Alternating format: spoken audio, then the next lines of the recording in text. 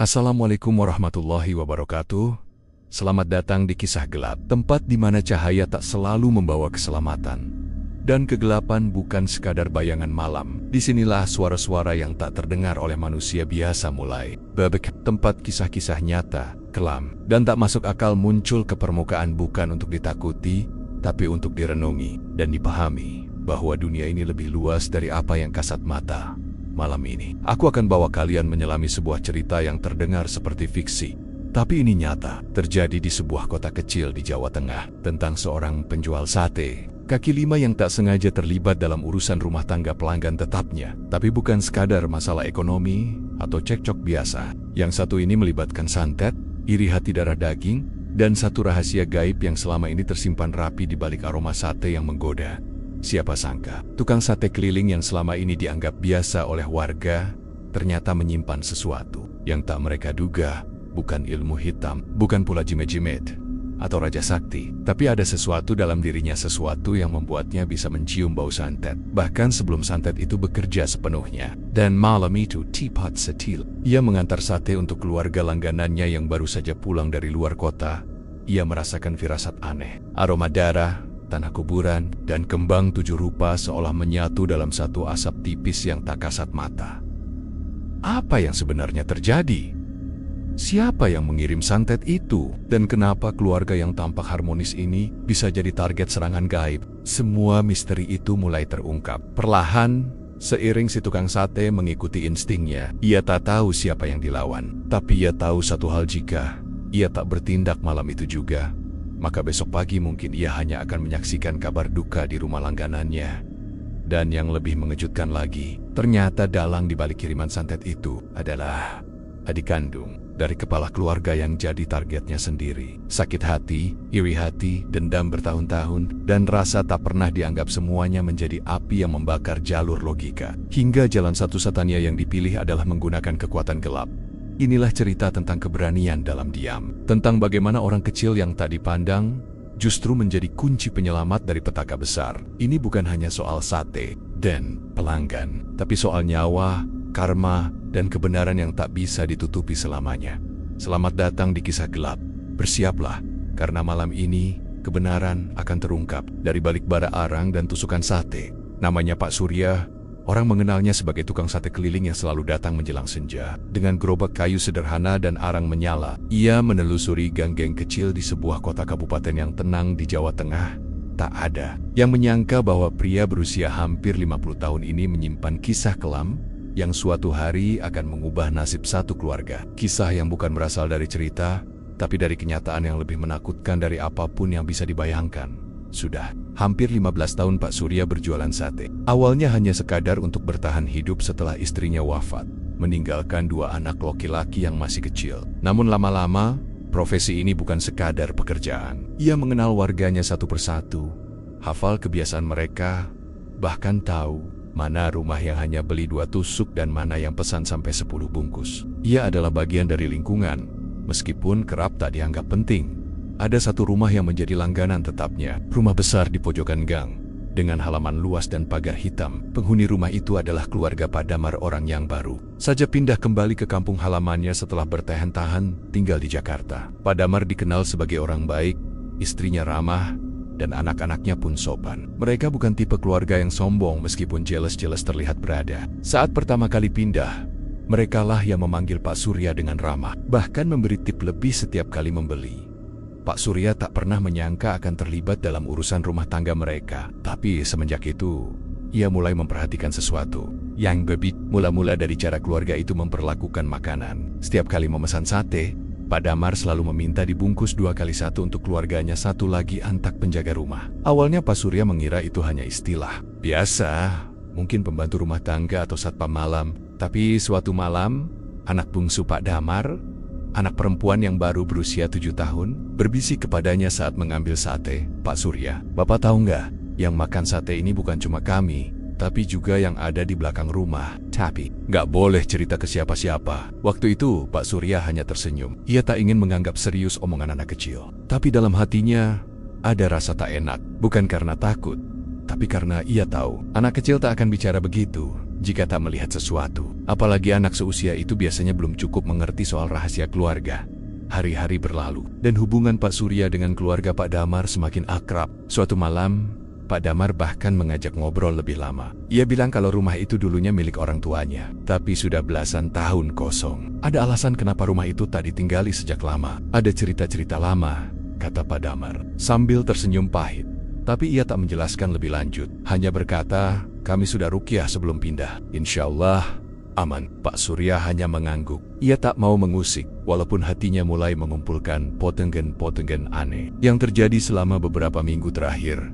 Ia mulai menyadari bahwa setiap kali selesai mengantar sate ke rumah Pak Damar, tubuhnya terasa berat, bukan karena lelah berjualan, tapi ada sesuatu yang mengganjal di punggungnya, seolah ada mata yang terus mengawasi dari sudut gelap rumah itu. Dan itu bukan pandangan manusia. Aroma juga berubah. Biasanya sate dibakar akan meninggalkan bau gurih yang lezat, tapi malam-malam tertentu, saat ia lewat depan rumah itu, yang tercium bukan aroma sate, melainkan bau daun kering terbakar, dicampur kemenyan tipis yang hanya bisa dirasakan oleh orang-orang yang pernah kena angin halus. Pak Surya bukan orang sembarangan. Meski hidup sederhana, ia dibesarkan oleh ayah yang dulu seorang guru spiritual kampung. Ia paham bahwa alam ini tak hanya dihuni oleh manusia, dan ketika tenda-tenda mulai muncul, ia tidak bisa menutup mata. Namun bukan haknya untuk mencampuri urusan rumah orang. Ia hanya tukang sate. Bahkan kadang warga sekitar pun tak benar-benar peduli dengan keberadaannya, kecuali saat perut lapar. Tapi entah mengapa, ada dorongan yang muncul dari dalam dirinya bahwa sesuatu akan terjadi, sesuatu yang buruk, dan ia akan menjadi saksi sekaligus pelindung jika waktunya tiba. Sampai suatu malam, sekitar pukul 10, ia baru selesai berjualan dan akan pulang. Tapi baru saja ia melintasi rumah Pak Damar, terdengar suara pecahan kaca dari dalam, desibes, jeritan perempuan dan suara anak menangis. Suasana malam itu mencekam. Tak ada warga yang berani mendekat, karena semua lampu rumah Pak Damar padam, seperti mati total. Tapi Pak Surya, entah karena dorongan apa, berhenti, berdiri di depan pagar, dan memejamkan mata. Saat itulah ia merasakan sesuatu menyentuh dadanya. Dingin, seperti kabut yang menusuk hingga ke tulang. Dan di balik kabut itu, ada bisikan. Bukan urusanmu, tukang sate. Pergi sebelum kau ikut lenyap. Tapi Pak Surya tak bergeming. Ia bukan sekadar tukang sate malam itu. Ia adalah satu-satunya batas antara keluarga yang tak tahu apa-apa dan kekuatan gelap yang datang bukan dari luar, melainkan dari darah mereka sendiri. Dan sejak malam itu, kisah gelap ini pun dimulai. Malam itu langit tampak muram, meskipun tak turun hujan. Angin berhembus lambat, membawa hawa ganjil yang entah dari mana asalnya. Udara tidak sedingin biasanya, tapi tubuh Pak Surya justru menggigil. Ia baru saja selesai berjualan, arang padam, tusukan sate tinggal beberapa. Biasanya ia langsung pulang, tapi malam itu ada permintaan mendadak dari rumah Pak Damar. Pak Surya, maaf ya, bisa kesini sebentar? Suara lembut Bu Damar terdengar dari balik pagar. Ia mengangguk dan mendorong gerobaknya pelan ke depan rumah. Sate tinggal sedikit, tapi cukup untuk dibungkus 2 porsi. Bu Damar tampak lebih pucat dari biasanya. Senyum sopannya tetap ada, tapi matanya tak bisa menyembunyikan kelelahan. Kami belum sempat masak. Tadi habis perjalanan dari luar kota. Bisa dibakar di sini sekalian, Pak? Pintanya. Pak Surya tak banyak tanya. Ia nyalakan kembali bara arang, dan mulailah asap tipis membubung ke atas. Saat itulah firasat pertamanya datang. Ada sesuatu yang aneh dalam aroma malam itu. Biasanya asap sate akan bercampur dengan harum daging dan bumbu kacang. Tapi malam itu, ada bau lain yang menyelusup diam-diam. Bukan bau kotoran atau got. Bukan juga bau dupa yang biasa dipakai orang sembahyang.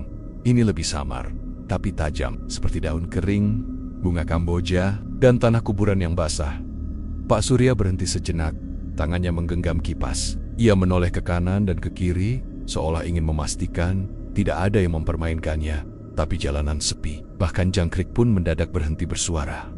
Pak Surya, nggak apa-apa? Tanya Bu Damar pelan. Ia hanya tersenyum kecil. Iti, Bu, cuma anginnya beda malam ini. Sate selesai dibakar. Ia bungkus rapi dan berikan ke Bu Damar, yang mengucapkan terima kasih seperti biasa. Tapi sebelum ia benar-benar pergi, anak perempuan kecil yang tadi sempat berbisik soal penjaga rumah muncul di samping ibunya. Kali ini ia menatap Pak Surya lebih serius. Matanya seperti menyimpan ketakutan yang tak bisa dijelaskan. Pak, Surya... Malam ini dia marah, ucapnya pelan, hampir seperti bisikan. Pak Surya hanya terdiam. Tak ada orang lain yang mendengar. Tapi kata-kata itu menancap dalam-dalam di kepalanya. Ia sudah cukup paham bahwa anak-anak seringkali lebih peka terhadap hal-hal yang tak bisa dijangkau oleh orang dewasa. Dan ketika anak sekecil itu bicara tentang kemarahan, ada sesuatu yang tak boleh diabaikan. Ia kembali mendorong gerobaknya menuju jalan utama. Namun belum sampai ujung gang, tubuhnya terasa berat. Langkahnya melambat, seperti ada yang menggenggam punggungnya dari belakang. Perasaan ini bukan pertama kali ia alami. Dulu, saat ayahnya masih hidup dan sering melakukan ruqyah di desa seberang, ia pernah diminta ikut. Di malam-malam itulah ia merasakan hal serupa. Seolah ada kabut dingin yang merambat ke tulang, menumpulkan pendengaran, dan menekan dada tanpa sentuhan. Tiba-tiba pundaknya terasa berat sebelah. Ia menoleh cepat. Tak ada siapapun, tapi mata batinnya menangkap bayangan samar. Sosok tinggi berambut panjang berdiri jauh di ujung gang, di balik pohon kelapa. Tak bergerak, tak mendekat, hanya mengamati. Pak Surya merapal doa dalam hati. Ia tahu, ini bukan gangguan biasa.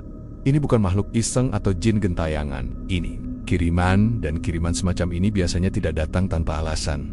Sampai di rumah, ia tak langsung tidur. Ia duduk di beranda dengan segelas air putih dan selembar daun bidara yang ia simpan di belakang rumah. Ia celupkan daun itu, lalu usapkan ke wajahnya. Perlahan-lahan, hawa dingin itu mulai mereda.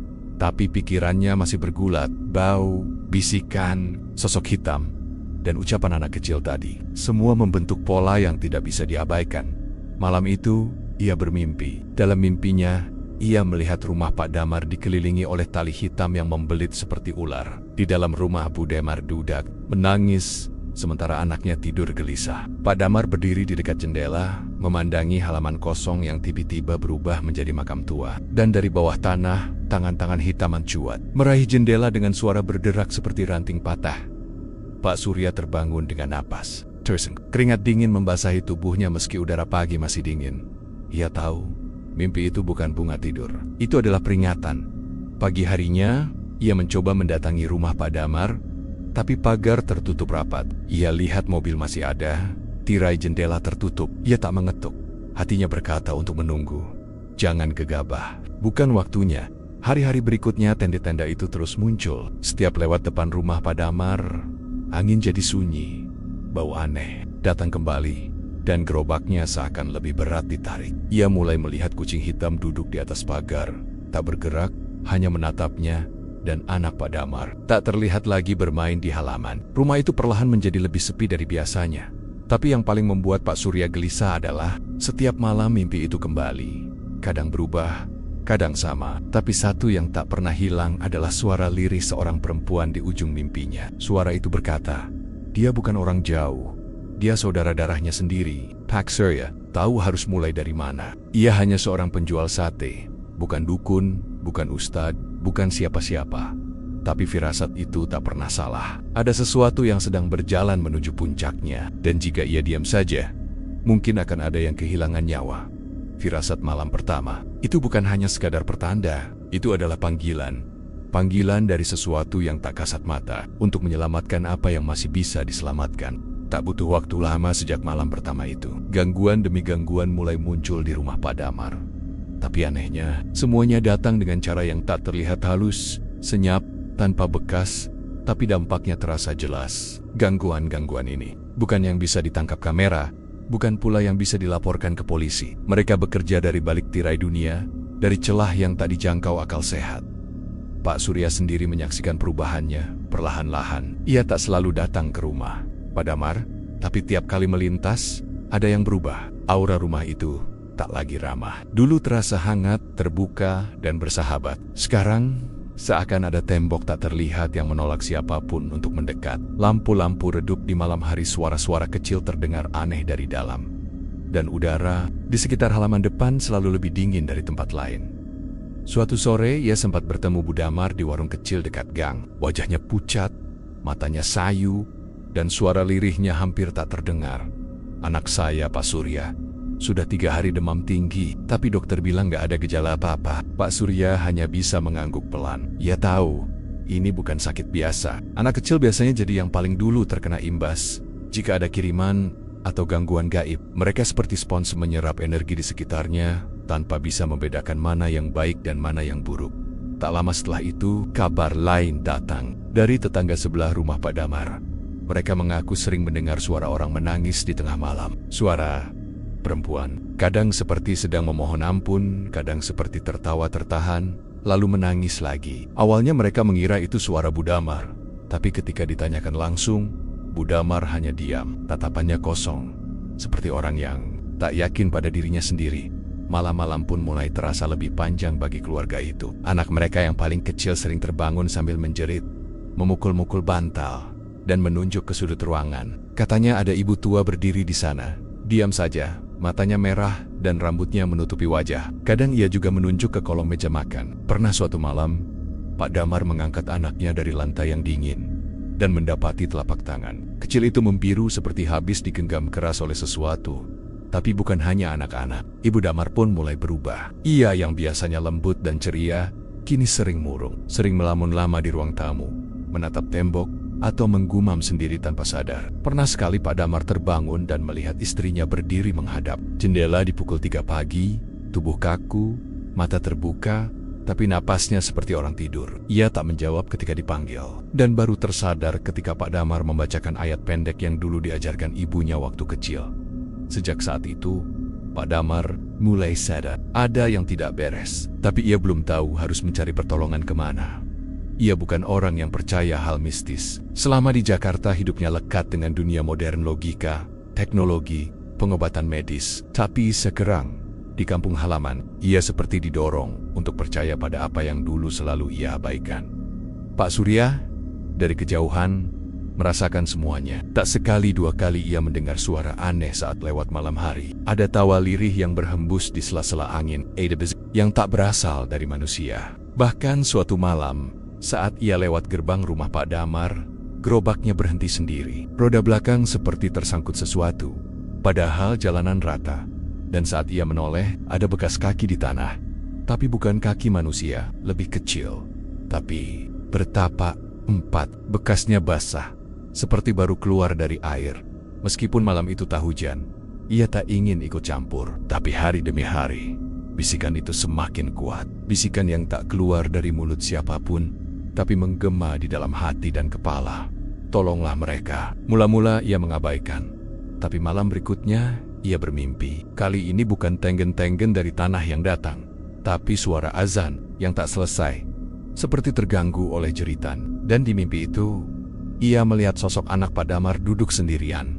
Tubuhnya dibalut kain putih, dan ada sosok hitam berdiri di belakangnya, meniupkan asap ke telinganya. Ketika ia terbangun, ia tahu waktunya hampir habis. Gangguan itu semakin kuat. Bahkan tetongga-tetongga yang dulu akrab kini mulai menjauh. Mereka merasakan sesuatu yang tak bisa dijelaskan. Ada anak muda yang pernah mengaku melihat bayangan putih berlari di atap rumah Pak Damar tengah malam. Seorang ibu yang hendak lewat depan rumah itu malah pingsan tanpa sebab. Dan yang lebih mengejutkan lagi, seekor ayam peliharaan di belakang rumah ditemukan mati dengan mata melotot dan lidah menjulur, seperti dicekik oleh sesuatu yang tak kasat mata. Rumah itu perlahan-lahan sedang dimakan dari dalam. Tidak terbakar, tidak roboh, tapi hancur pelen-pelen oleh sesuatu yang bekerja dalam diam. Yang menyerang bukan dari luar tapi dari akar, dari dalam diri keluarga itu sendiri. Dari luka lama, dari dendam yang belum reda, dari iri hati yang tumbuh seperti benalu. Dan Pak Surya mulai memahami satu hal. Gangguan ini bukan datang karena kebetulan. Ada yang mengirim, ada yang mengarahkan, dan pengirimnya bukan orang jauh. Kiriman seperti ini tak datang tanpa tujuan. Ia ditujukan pada keluarga yang pernah menyakiti, yang pernah diabaikan, yang pernah merampas. Dan jika benar, maka ini bukan hanya gangguan semata. Ini adalah bentuk dari kutukan. Kutukan yang berasal dari saudara darah mereka sendiri. Waktu semakin tipis. Dan jika tidak segera ada yang bertindak, bukan hanya gangguan yang terjadi, tapi akan ada korban, dan semuanya baru saja dimulai. Pak Surya bukan orang yang suka ikut campur urusan orang, apalagi jika itu menyangkut rumah tangga orang lain. Tapi ada kalanya diam itu bukan lagi pilihan. Ketika pertanda demi pertanda semakin jelas, dan bisikan dari alam gaib tak berhenti mengusik tidurnya, ia tahu bahwa sesuatu sedang menuntutnya untuk bergerak. Malam itu, untuk pertama kalinya setelah sekian tahun, Pak Surya membuka kembali kotak kayu kecil yang selama ini ia simpan di atas lemari, dibungkus kain putih, dan tak pernah disentuh sejak ayahnya wafat. Di dalamnya, ada beberapa lembar doa warisan. Secarik kain bertuliskan huruf Arab gundul yang sudah mulai pudar. Dan sebuah botol kecil berisi air yang pernah diberkahi pada malam Jumat Kliwon terakhir sebelum ayahnya meninggal. Ayahnya dulu dikenal sebagai orang yang dihormati di kampung lama mereka. Bukan karena ilmunya dipamerkan, tapi karena beliau tak pernah menolak permintaan tolong dari siapapun yang datang dengan niat baik. Dari sanalah Pak Surya kecil belajar banyak. Ia tak diajarkan untuk jadi dukun, tapi diajari cara menjaga batas antara yang tampak dan tak tampak. Tentang bagaimana membentengi diri dengan doa, mengenali hawa tak kasat mata, dan membaca tanda-tanda dari alam. Kini, semua yang pernah ia pelajari kembali terbayang. Pelan-pelan ia duduk bersila di depan kotak itu, memejamkan mata dan menggenggam kembali kalimat-kalimat yang dulu sering ia dengar di malam-malam ketika ayahnya melakukan penyucian ruangan. Malam itu, ia tidak hanya berdoa untuk keselamatannya sendiri, tapi untuk keluarga Padamar, orang-orang yang bahkan mungkin tidak tahu bahwa mereka sedang menjadi sasaran sesuatu yang mematikan. Langkah pertama yang ia lakukan bukan langsung datang ke rumah itu. Tidak. Ia tahu, jika ia masuk dengan sembarangan, makhluk yang bersemayam di sana bisa merasa terancam dan justru mempercepat niat jahatnya. Maka malam itu, Pak Surya hanya mengelilingi rumah Pak Damar dari luar, membaca ayat-ayat perlindungan dalam hati, dan menanamkan niat untuk menetralisir energi negatif secara perlahan. Ia ambil sejumput garam yang sudah dibacakan doa, lalu menaburkannya di 3 titik berbeda di tanah. Depan pagar, bawah pohon jambu di samping rumah, dan di balik tiang listrik dekat gerbang. Garam itu bukan sembarang garam. Ia pernah diberi oleh gurunya saat ayahnya sakit keras dan hanya digunakan untuk keadaan darurat. Begitu selesai, malam itu ia bermimpi. Kali ini mimpinya lebih jelas dari sebelumnya.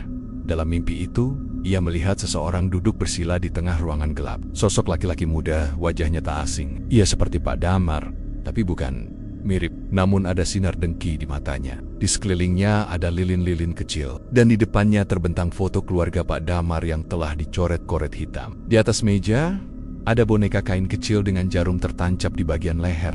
Pak Surya terbangun dengan peluh dingin. Napas berat, tubuhnya terasa seperti habis berlari jauh. Ia tidak langsung panik, tapi dalam hatinya, ia mulai mengerti. Ini bukan sekadar kiriman. Ini adalah ritual aktif. Artinya seseorang masih terus memelihara kiriman itu setiap malam. Dan itu berarti kalau tidak dihentikan secepatnya, dampaknya bisa sangat berbahaya. Keesokan harinya, Pak Surya mulai melakukan puasa. Bukan puasa biasa. Ini adalah puasa yang diajarkan ayahnya dulu, puasa niat menolak gangguan dari makhluk tak kasat mata. Ia hanya makan sebelum matahari terbit, lalu tidak menyentuh makanan dan minuman hingga matahari tenggelam. Dalam setiap detik waktu luangnya, ia isi dengan zikir dan doa. Selama 3 hari, ia tidak berjualan. Gerobaknya tertutup. Warga bertanya-tanya, tapi ia tak memberi jawaban. Ia tahu, pertarungan yang akan datang bukan untuk dilihat orang banyak. Ini pertarungan sunyi, tapi tajam. Di malam ketiga puasanya, setelah berbuka dengan air putih dan 3 potong nasi kering, ia membawa segelas air yang telah dibacakan doa dan daun bidara segar. Ia berjalan perlahan ke rumah Pak Damar yang malam itu tampak lebih gelap dari biasanya.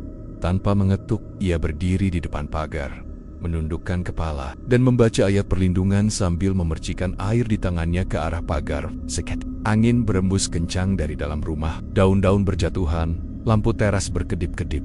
Pak Surya hanya diam, tak bergeming. Ia tahu, makhluk itu menyadari kehadirannya, tapi belum akan menyerang.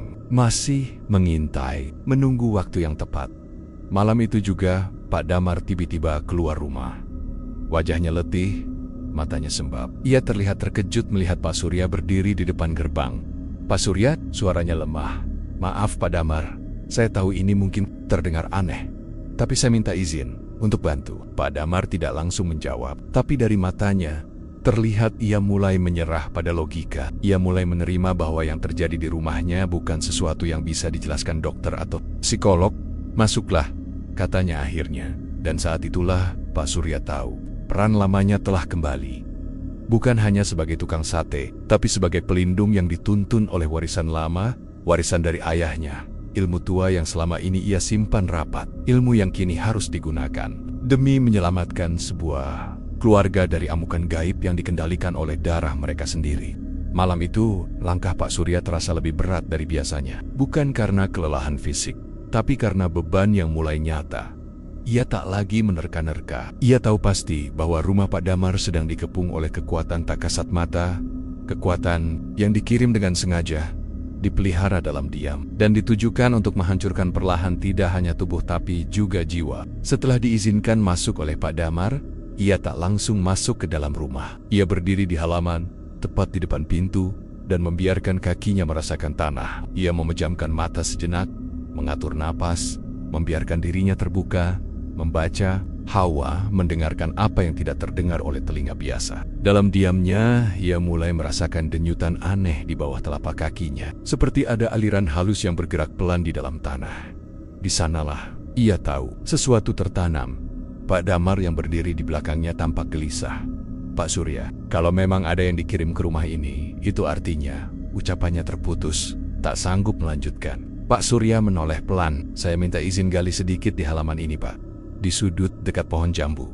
Tidak akan lama." Tanpa banyak tanya, Pak Damar mengangguk. Ia sudah terlalu lelah untuk menyangkal kenyataan yang selama ini coba ia abaikan. Gangguan demi gangguan, anak yang sakit, istri yang berubah, mimpi buruk, suara-suara aneh, semua itu bukan kebetulan. Ia mulai sadar bahwa ini bukan sekadar nasib buruk. Pak Surya mengambil cangkul kecil dari sisi tembok. Ia berjalan ke sudut halaman, tepat di bawah pohon jambu yang sudah tua. Di sanalah ia mulai menggali. Perlahan, tak tergesa. Setiap cangkulan ia iringi dengan doa, dengan lafaz-lafaz pendek yang dulu sering ia dengar dibacakan ayahnya ketika menghadapi hal-hal seperti ini. Tanah terasa berat, bukan karena keras, tapi seperti menolak untuk dibuka. Ada hawa pengap yang keluar dari lubang kecil yang baru saja tercipta. Seolah ada sesuatu yang membusuk di dalam sana. Meskipun tak ada bau, tapi tubuh Pak Surya bisa merasakannya. Bau busuk yang hanya bisa dicium oleh orang yang paham. Cangkulan kelima berhenti pada sesuatu yang bukan tanah. Bunyi denting halus terdengar. Logam Pak Surya jongkok, menggunakan tangan kosongnya untuk mengais perlahan. Dan saat itulah ia melihatnya sebuah bungkusan kain hitam, dililit dengan benang merah, dan di dalamnya sesuatu bergerak. Ia menarik napas panjang, lalu mengangkat bungkusan itu ke atas tanah. Kainnya basah, meskipun tak ada hujan, dan begitu ia buka perlahan, tampak isi dalamnya sebuah boneka kecil berbentuk manusia. Dibuat dari kain dan kapas, kepalanya dililit kawat tipis, dan ada jarum panjang menancap tepat di bagian perut dan leher. Di dalam bungkusan yang sama, ada potongan kecil foto keluarga Pak Damar disobek setengah. Wajah anak perempuan mereka tampak dicoret dengan spidol hitam. Pak Damar yang melihat itu nyaris limbung. Wajahnya pucat, tangannya gemetar, dan tubuhnya terdorong mundur beberapa langkah. "Astagfirullah. Ya Allah, ini apa? Siapa yang tega?" Pak Surya tidak menjawab. Ia meletakkan bungkusan itu di atas daun pisang kering, lalu menutupnya kembali. "Ini media kiriman, Pak. Kalau saya tidak salah lihat, ini sudah lama dikirim, tapi baru aktif ketika kalian kembali ke rumah ini." Pak Damar menatapnya dengan mata yang mulai berkaca-kaca. "Tapi, kenapa? Siapa yang bisa melakukan ini pada kami?" Pak Surya diam sejenak. Dalam hatinya, ia sudah punya firasat sejak awal. Bukan dari luar, bukan orang jauh, tapi ia tidak ingin menuduh tanpa kepastian. Ia hanya tahu satu hal, benda ini tidak akan dikubur di halaman rumah, kalau bukan oleh orang yang tahu lokasi dan struktur rumah. Dan tak banyak orang yang tahu itu, kecuali keluarga sendiri. Pak Surya menyalakan dupa wangi untuk menetralisir hawa benda itu dan menguburnya kembali. Kali ini di luar pagar, dengan perlindungan doa. Ia tahu benda ini tidak boleh dibakar sembarangan. Salah-salah, makhluk yang terikat padanya bisa lepas dan mengamuk. Ia hanya mengikat, bukan menghancurkan, menghentikan pengaruhnya untuk sementara waktu. Malam itu, rumah Pak Damar terasa lebih ringan, tidak sepenuhnya bersih, tapi ada ruang untuk bernapas. Anak perempuan mereka tidur tanpa mimpi buruk. Bu Damar tidak lagi berdiri di depan jendela dengan mata kosong. Namun, Pak Surya tahu, ini belum selesai. Benda santet itu bukan asal kirim, ada energi kuat yang mengikatnya. Artinya, pengirimnya bukan orang sembarangan. Dan jika benar firasatnya, maka pengirimnya memiliki alasan yang dalam. Dendam, luka masa lalu. Sesuatu yang belum selesai mungkin sejak puluhan tahun lalu. Malam itu, setelah pulang ke rumah, Pak Surya tak bisa tidur. Ia duduk di teras, menatap langit yang mendung dan menggumam pelan. Kalau benar ini dari darahnya sendiri, maka luka ini bukan hanya soal sihir, tapi soal hati yang tak pernah sembuh. Dan itu yang paling sulit disembuhkan. Pertarungan baru saja dimulai. Benda santet hanya ujung dari segalanya. Di baliknya, ada niat, ada wajah, dan segera semuanya akan terungkap. Malam itu datang lebih cepat dari biasanya. Langit tampak seperti mengendap, menggantung berat seolah ada sesuatu yang belum selesai. Angin berhembus pelan, membawa bisikan dari tempo-tempo yang tak diketahui. Pak Surya tahu, malam ini bukan malam biasa. Bukan hanya karena benda kiriman telah ditemukan, tapi karena sesuatu yang tak kasat mata kini mulai gelisah. Ketika media gangguan disentuh, makhluk yang terikat padanya akan merasa terusik. Dan saat terusik, ia akan menyerang sore sebelum kejadian. Itu, Pak Damar datang ke rumah Pak Surya. Wajahnya letih, matanya merah seperti baru bangun dari mimpi buruk yang tak berkesudahan. Tapi bukan itu yang membuat Pak Surya segera mengunci pintu dan membacakan doa perlindungan. Yang membuatnya waspada adalah bayangan hitam tipis yang mengambang di belakang Pak Damar. Menempel, mengikuti, tapi bukan bagian dari tubuhnya. Seperti ekor dari niat jahat yang belum tuntas. Pak Surya, suara Pak Damar berat. Saya nggak ngerti lagi harus bagaimana. Semalam istri saya kesurupan. Pak Surya menatapnya tajam. Apa yang terjadi? Kami baru saja makan malam. Biasa saja. Tapi tiba-tiba dia pingsan. Lalu bangun dengan suara bukan suara dia. Tertawa, mata melotot dan dia bilang, "Anakmu akan saya bawa lebih dulu." Setelah itu tubuhnya kejang-kejang. Saya bacain doa-doa yang saya tahu, tapi nggak mempan. Baru tenang setelah saya putarkan murotal keras-keras. Pak Surya mengangguk pelan. Ia sudah menduga, media gangguan memang sudah diputus. Tapi makhluk yang dikirim belum sepenuhnya diusir. Dan ia kini mencari pintu baru. Tubuh, anak-anak, istri, bahkan kepala keluarga semuanya bisa jadi wadah. Dan jika sampai masuk, bagaimana? Dampaknya bisa berbahaya. Saya harus masuk ke rumah malam ini, kata Pak Surya akhirnya. Tak perlu penjelasan panjang. Pak Damar tahu maksudnya. Dan malam itu pun dimulai. Menjelang jam 10, Pak Surya tiba di rumah Pak Damar dengan membawa beberapa benda sederhana. Air dalam kendi, 7 lembar daun bidara, garam, dan kain putih. Tak ada dupa, tak ada benda. Aneh, hanya alat-alat warisan dari ayahnya yang dulu digunakan dalam pengusiran jin. Ia bukan dukun. Ia tak memanggil, tapi ia tahu bagaimana cara memutus rantai antara dunia yang terlihat dan yang tidak. Sebelum masuk, ia berdiri di depan pintu, membaca doa perlindungan. Dari balik rumah, suara isak tangis terdengar lirih. Anak perempuan Pak Damar menangis pelan. Pak Surya bisa merasakannya makhluk itu sudah masuk, sudah berada di dalam. Menunggu. Begitu pintu dibuka, hawa dingin menyambut. Ruang tamu gelap, lampu berkedip, aroma aneh menyeruak seperti bangkai yang dikubur setengah. Pak Surya berjalan perlahan, menaburkan garam di setiap sudut. Ia bacakan ayat kursi, lalu Al-Ikhlas, Al-Falak, dan An-Nas. Udara terasa berat, nafas seperti tercekik. Di ruang tengah, Bu Damar terduduk di lantai. Matanya terpejam, tapi tubuhnya kaku. Mulutnya menggumam, tapi bukan bahasa yang bisa dikenali. Dari mulutnya, suara berat keluar, suara yang bukan miliknya. Jangan ikut campur, dia milik kami. Pak Surya tidak membalas. Ia hanya membacakan doa lebih keras. Suaranya tegas dan penuh keyakinan. Air dalam kendi ia percikkan ke tubuh Bu Damar. Saat tetesan air itu menyentuh kulit, tubuhnya melonjak seperti kesetrum. Teriakan panjang menggema, suara yang keluar berbau-bau wanita tua, anak kecil, dan sesekali suara laki-laki berat menjerit bersamaan, seperti makhluk-makhluk yang terperangkap dalam satu tubuh. Pak Damar memeluk anak inannya di pojok ruangan, tak sanggup melihat, sementara Pak Surya terus melantunkan doa, mengusapkan air ke dahi dan leher Bu Damar, mengikat jari-jarinya dengan tali putih. Tinggalkan tempat ini. Kau tidak punya hak atas tubuh ini, ucap Pak Surya pelan namun tegas. Tiba-tiba, lampu padam. Angin dari arah belakang menyapu masuk, seperti badai. Tirai melambai liar. Piring-piring di dapur jatuh berderak. Tapi Pak Surya tidak bergerak. Ia tahu, ini ujian terakhir. Makhluk itu kini menyerang langsung ke dirinya. Di belakang telinganya, terdengar bisikan-bisikan asing, menyebut namanya dengan suara patah-patah. Surya, Surya, Surya. Tapi ia hanya menutup mata dan berkata dalam hati, jika aku harus menjadi perantara, maka biarlah aku yang terbakar, asal bukan mereka. Suara isak berubah menjadi jerit. Tubuh Bu Damar kejang-kejang hebat, lalu mendadak kaku. Dari mulutnya keluar sesuatu yang tak terlihat. Pak Surya tak bisa menjelaskannya, tapi ia bisa merasakannya. Seperti bayangan hitam yang ditarik keluar paksa. Dan saat itu juga, semua menjadi sunyi. Lampu kembali menyala. Udara menjadi tenang. Tubuh Bu Damar terkulai lemas. Matanya terbuka perlahan, kosong, lalu berlinang air mata. Apa yang terjadi? Saya di mana? Gumamnya lirih. Pak Surya hanya mengangguk, lega. Sudah selesai, Bu, untuk malam ini. Tapi dalam hatinya, ia tahu, belum sepenuhnya usai. Makhluk itu sudah diusir, tapi niat di balik kiriman itu belum padam. Kiriman hanya bekerja sejauh mana pengirim menguatkan ikatannya.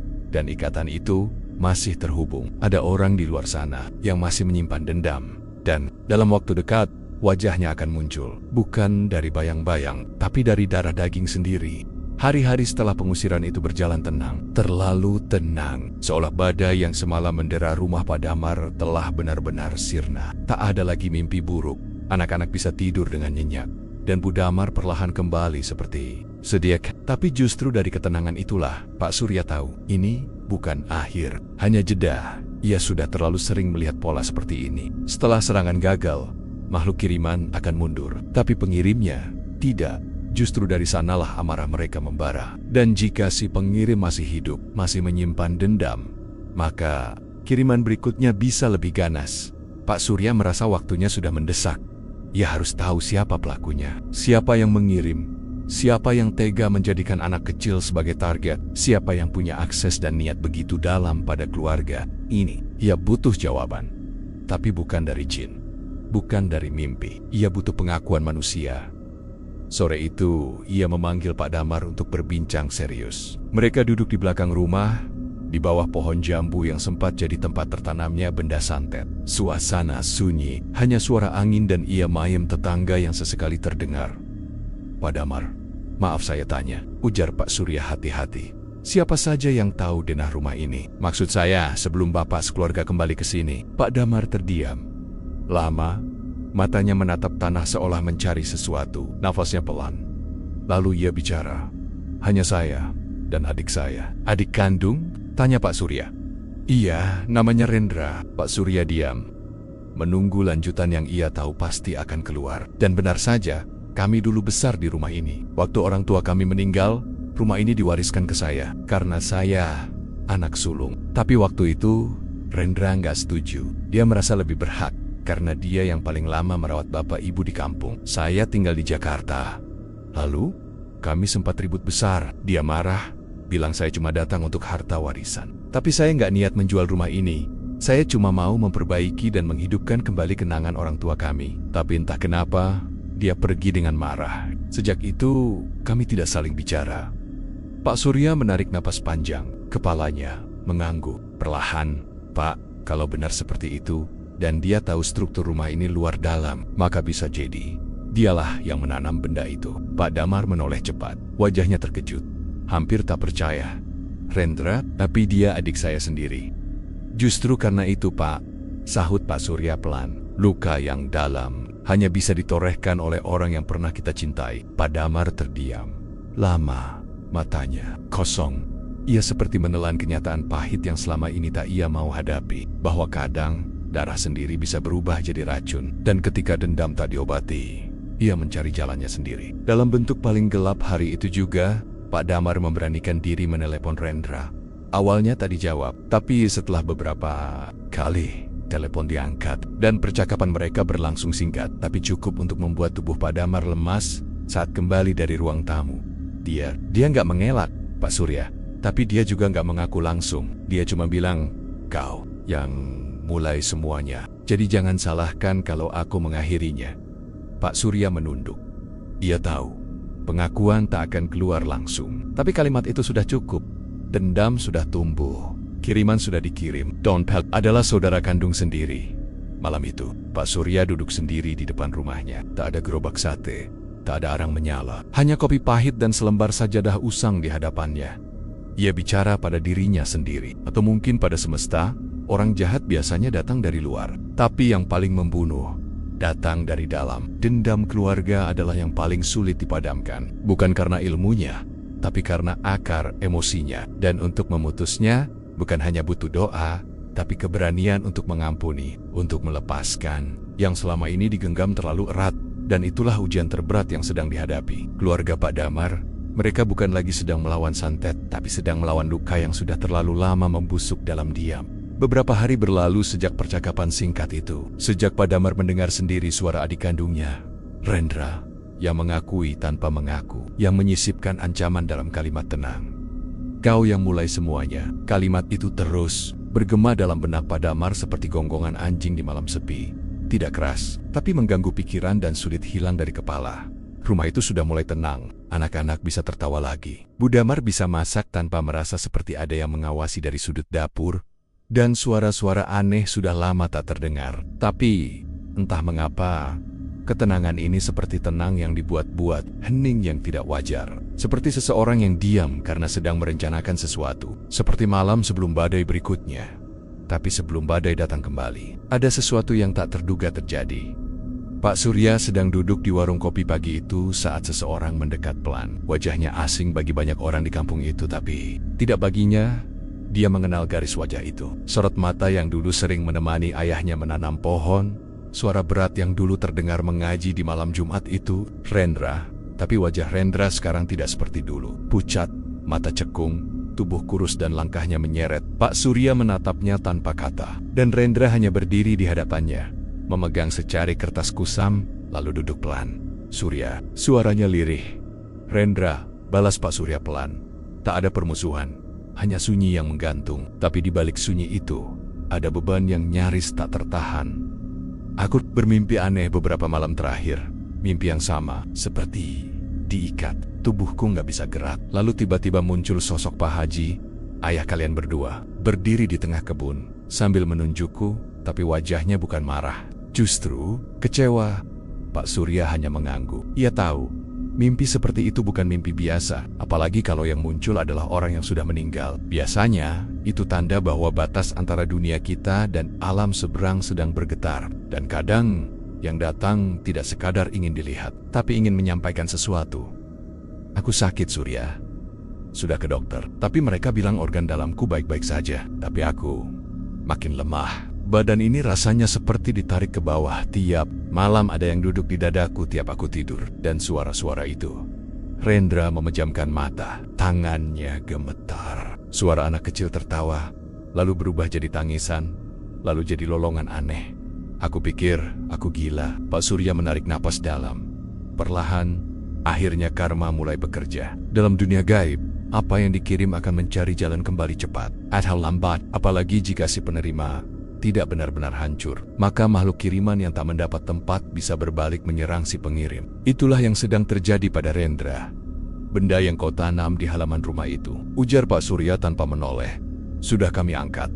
Sudah kami kembalikan ke tanah yang netral." Rendra tertawa pendek, getir. "Aku tahu." Melamsat, "Benda itu diangkat, aku mimpi. Ada tangan kecil menarik kakiku dari balik tempat tidur. Sejak itu, tubuhku lemah. Aku nggak bisa tidur nyenyak." "Kau mainkan sesuatu yang tidak bisa kau kendalikan, Ren," ucap Pak Surya tenang. "Dendam yang kau bawa itu mengundang sesuatu yang lebih besar dari sekadar kemarahan." Rendra menunduk, tangannya menggenggam lutut. "Lama, waktu Bapak meninggal, aku merasa aku yang paling berjasa. Aku yang jaga dia saat sakit, aku yang mandiin jenazahnya, aku yang doakan tiap malam. Tapi warisan malah ke Damar. Rumah itu satu-satunya yang tersisa. Dan saat dia datang, bersih-bersih, boyong keluarga ke situ. Aku merasa dia mengambil semua yang seharusnya jadi milikku." Pak Surya diam sejenak. "Kau tahu sendiri itu amanah dari orang tua. Bukan soal harta, tapi soal menjaga." "Aku tahu, tapi hatiku udah penuh," balas Rendra. Suaranya pecah. "Dan aku minta tolong ke orang yang salah. Katanya cuma ngunci rezekinya, tapi aku tambah. Aku minta anaknya yang duluan sakit. Aku pikir biar dia ngerasain rasa kehilangan." Air mata mulai jatuh di pipi laki-laki itu. Di depan Pak Surya, ia bukan lagi seorang adik yang menyimpan dendam, tapi seorang lelaki dewasa yang menyesal terlalu telat. Dan kini, makhluk yang ia panggil mulai berbalik menggigit makhluk itu. "Sudah lepas dari perintahmu," ucap Pak Surya lirih. "Dia sekarang mau apapun. Kau bukan tuannya lagi. Dia hanya menuntut tumbal. Kalau bukan Damar, bisa jadi kau sendiri." Rendra menunduk. "Aku tahu, aku datang bukan untuk minta ampun ke makhluk itu. Tapi, aku mau ketemu Damar sekalipun dia marah. Aku siap." Pak Surya menatap mata Rendra lama, kemudian mengangguk. "Kalau kau benar-benar mau menebus, kau harus minta maaf. Tapi bukan cuma pada Damar. Pada anaknya, pada istrinya, pada Ramayang. Kau jadikan medan kutukan." Hari itu, langkah Rendra menuju rumah yang pernah jadi miliknya terasa berat, tapi bukan karena tubuhnya, karena hatinya. Dan di sanalah Karma tidak hanya terjadi sebagai hukuman, tapi juga sebagai jalan pembuka bagi pengampunan. Kadang, karma tak datang untuk membalas, tapi untuk menyadarkan. Dan bagi Rendra, kesadaran itu datang tidak dalam bentuk petir atau mimpi buruk, tapi dalam bentuk wajah-wajah orang yang ia cintai, yang hampir ia hancurkan dengan tangannya sendiri. Hidup perlahan kembali seperti semula, meski tak ada yang benar-benar sama. Di kampung kecil itu, waktu terus berjalan, ayam berkokok di pagi hari, ibu-ibu menyapu halaman, dan anak-anak kembali bermain kelereng di tepi jalan. Tapi sejak peristiwa itu, sejak malam-malam mencekam yang menguji nyali dan iman, ada satu perubahan yang tak terlihat, namun terasa dalam cara orang-orang memandang seorang tukang sate tua bernama Pak Surya. Ia kembali membuka gerobaknya seperti biasa. Arang menyala, asap wangi menyebar, dan suara tusuk sate beradu di atas panggangan kembali jadi hal yang akrab di telinga warga.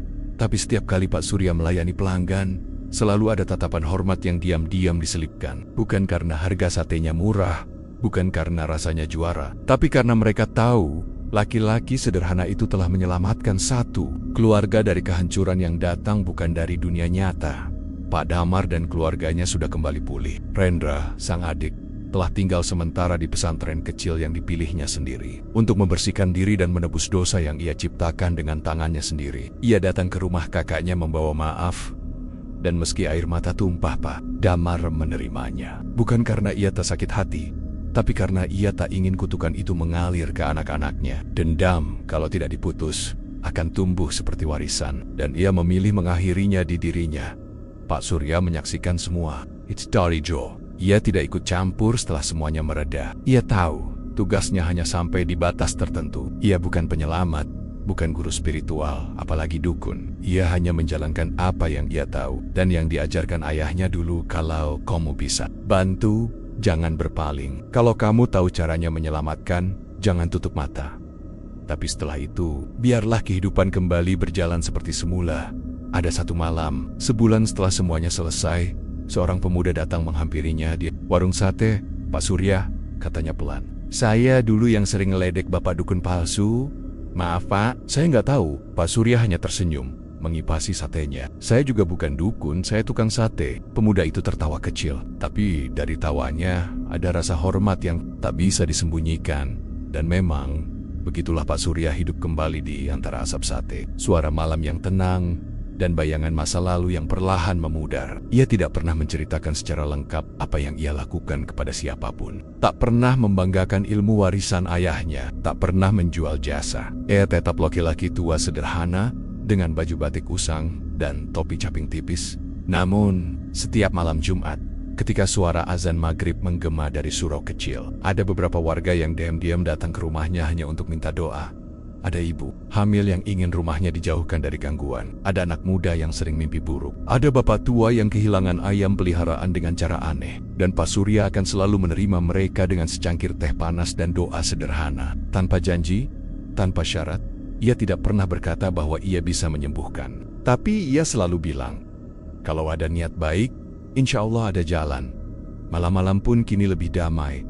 Tidak ada suara lolongan, tidak ada lagi lampu yang berkedip tanpa sebab. Rumah Pak Damar bersinar hangat. Anak-anaknya berlarian lagi di halaman, dan Rendra meski jauh mengirim kabar lewat surat, berisi doa-doa dan harapan agar suatu saat ia bisa benar-benar dimaafkan sepenuhnya.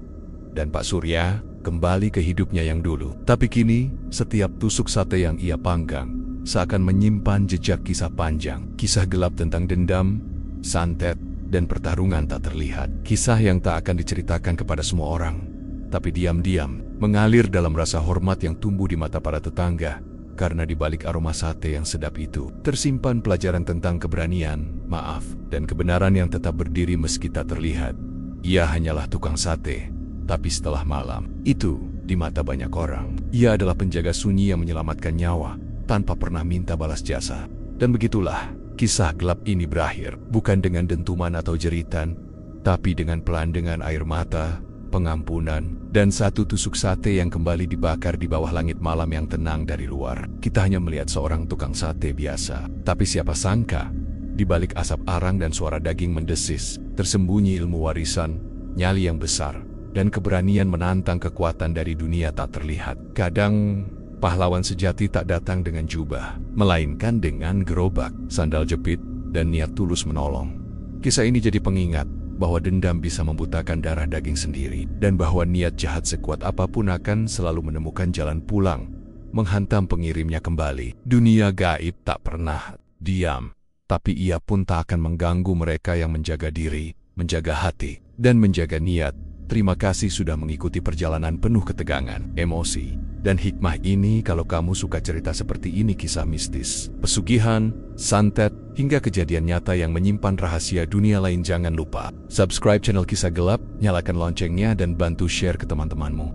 Karena di balik cerita, ada kegelapan yang siap terungkap. Sampai jumpa di kisah gelap berikutnya. Dan ingat, kadang yang paling menyeramkan bukan halus, tapi manusia yang menyimpan dendam terlalu lama.